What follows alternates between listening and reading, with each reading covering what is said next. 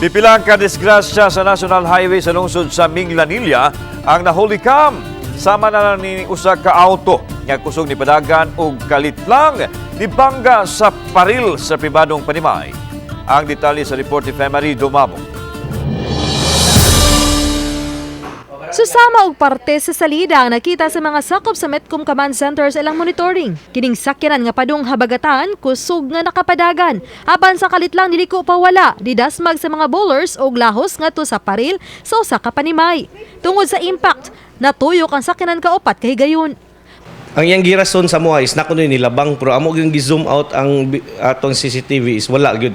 So murag pasangilan po niyang karsada kay nikalit kuno og down but wa mo gyud ato nakita nikalit gyud siya labang sa Picas Lane. So posible ato nakatulog to siya.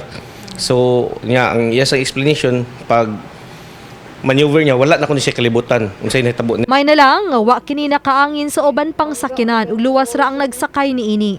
Apan ang sakyanan gi-impound sa mga otoridad ug nagpaabot nga usayo ng iyang mga kadaot nga nahimo. Samtang ni wing van nga kalit lang usab nga niliko padung sa sidewalk ug diriyot gyud niini mapiit ang pedestrian ngadto sa usa ka establishmento. Pangangkon sa driver nga nawad-an siya og brake. Mo workout po tag DP na kay last year ato ang sa solution ana magud kini mga overloading. So atong i-try og workout ni DP nga dapat ang gikan sa south nga mga sakyanan nga moso diri sa Minglanilla atong pangitaan og kuan nga nagpatimbang bagid sila sa weighing scale dito. Pipila pa usab ka disgrasya nga naglambigit og mga motorsiklo ang natala sa Metcom Command Center.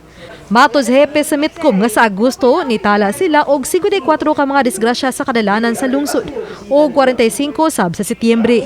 Tinguhan nilang masolusyonan kini sa daling panahon. Uban ni June Sulon.